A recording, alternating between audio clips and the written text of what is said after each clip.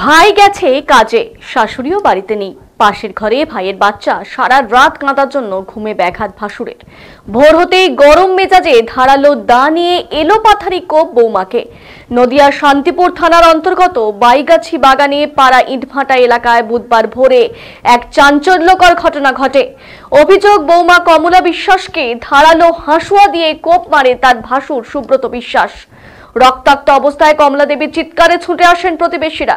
ঘটনাস্থলে তারা অভিযুক্ত সুব্রতকে হাতে নাতে ধরে ফেলে গাছে বেঁধে রাখে এবং খবর দেন শান্তিপুর থানায়। খবর পেয়ে দ্রুত ঘটনাস্থলে পৌঁছায় পুলিশ। সুব্রত বিশ্বাসকে আটক করে থানায় নিয়ে যাওয়া হয়। অন্যদিকে মারাত্মক আহত কমলা বিশ্বাসকে স্থানীয়রা উদ্ধার করে শান্তিপুর স্টেট জেনারেল হাসপাতালে নিয়ে যান। সেখানে অবস্থার অবনতি হলে তাকে অন্যত্র রেফার করা হয় বলে হাসপাতাল সূত্রে জানা যায়। মাথা এবং পেছনের অংশে ধারালো দায়ের কোপ দেয়া হয়। পরিবার সূত্রে জানা গেছে, কমলা বিশ্বাসের স্বামী সুশান্ত বিশ্বাস ঘটনার সময় বাড়িতে ছিলেন না। অন্যান্য দিনের ন্যায় তিনিও কলকাতায় যান ভোর রাতে। অভিভাবক বলতে শাশুড়িও বাড়ি ছিলেন না রাতে। ইতিমধ্যেই শান্তিপুর থানার কর্মকর্তারা দুর্ঘটনাস্থলে পৌঁছে তদন্ত শুরু করে এবং প্রতিবেশীদের বয়ান সংগ্রহ করে। স্থানীয় সূত্রে জানা যায়, কমলা দেবীর বাচ্চা অসুস্থ থাকার কারণে সারা রাত কান্নাকাটি করে। মা বাবা হিসেবে তারা সহ্য করলেও ঘুমের ব্যাঘাত পাশের ঘরে শুয়ে থাকা ভাসুর মাঝে মধ্যেই বিরক্তি প্রকাশ করছিল। এরপর তার ভাই ভোর রাতে কাজে চলে যাওয়ার পর মেজাজের পারদ আরো চড়ে যায়। ঘরের থেকে ধারালো হাঁসুয়া বের করে পাশের ঘরে বৌমাকে এলো পাথারি কোপাতে থাকে। ঘটনাকে কেন্দ্র করে এলাকায় ব্যাপক চাঞ্চল্য ছড়ায়। পুলিশের প্রাথমিক অনুমান, পারিবারিক বিবাদ থেকে এই সংঘর্ষের সূত্রপাত। ঘটনার প্রকৃত কারণ জানতে তদন্ত অব্যাহত রয়েছে।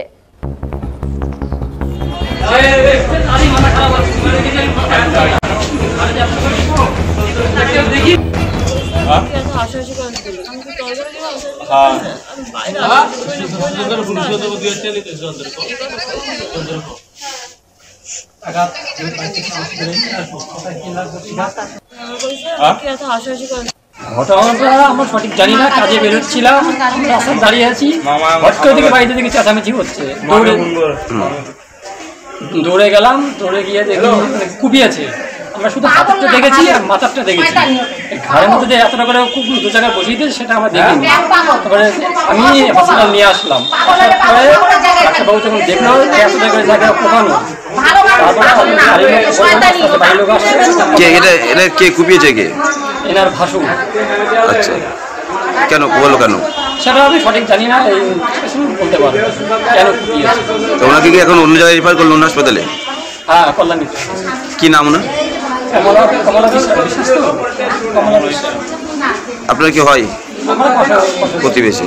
আপনার নাম কি? আপনার? আমার নাম তারক বিশ্বাস। বাড়ি কোথায়? বাগানি পাড়া হয়েছে ঘটনাটা কি?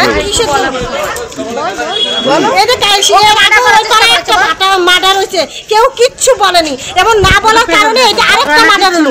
কেন দুজন সবাই মিলে বলতে হবে? পাগল হলে পাগল বাড়িতে রাখবে কিসের জন্য? পাগল থাকবে পাগলা ঘরেতে। আজকে ওর নিজের ছেড়ে দিয়েছে। পাশে হলে কি ছেড়ে দিত কেউ? ওনার ভাসুরকে কি লোকে পাগল বলেই বলে নাকি? হ্যাঁ, পাগল বলে। পাগল না, পাগল না, ও শয়তান।